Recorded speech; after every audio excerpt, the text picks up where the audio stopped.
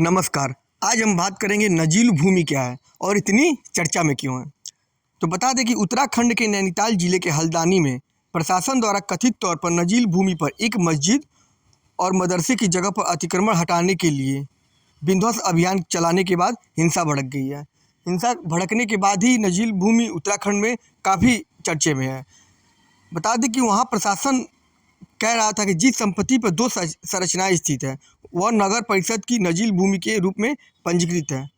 अब बात कर लेते हैं नजील भूमि क्या है और नजूल भूमि की अवधारणा की उत्पत्ति ब्रिटिश शासन के दौरान जो राजा रजवाड़े ने अंग्रेजों का विरोध और विद्रोह किया था, अंग्रेज अक्सर उन्हें युद्ध में अपनी ज़मीन छीन लेते थे।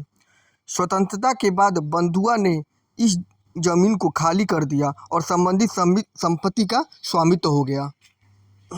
नजूल भूमि का संदर्भ क्या है?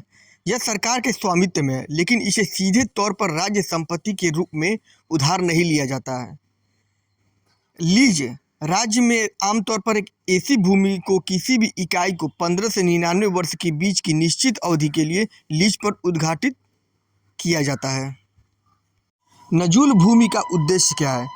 सरकार आमतौर पर नजील भूमि का उपयोग सार्वजनिक उद्देश्यों जैसे स्कूल, अस्पताल, ग्राम पंचायत भवन आदि के निर्माण के लिए करती है। भारत के कई शहरों में नजील भूमि के रूप में चिन्हित भूमि के बड़े हिस्से को हाउसिंग सोसाइटी के लिए उपयोग किया जाता है, आमतौर पर पट्टे पर। जबकि कई राज्यों ने नजील भूमि के लिए नियम बनाने के उद्देश्य से सरकारी आदेश जारी किए हैं। नजील भूमि स्थानांतरण नियम 1556 वह कानून है जिसका उपयोग ज़्यादातर नजील भूमि निर्णय के लिए किया जाता है। अब हम बात कर लेते हैं नजील भूमि पर अतिक्रमण। अतिक्रमण क्या होता है? अतिक्रमण का आशय किसी और की संपत्ति पर अनधिकृत उपयोग अथवा कब्जे करने से है।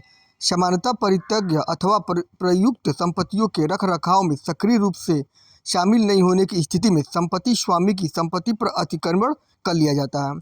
संपत्ति के स्वामियों को ऐसे मामलों से संबंधित विधिक प्रक्रिया और अपने अधिकारों के बारे में जागरूक होना अत्यावश्यक है। ऐसे ही जानकारी के लिए हमारा चैनल जरूर सब्सक्राइब करें। धन्यवाद।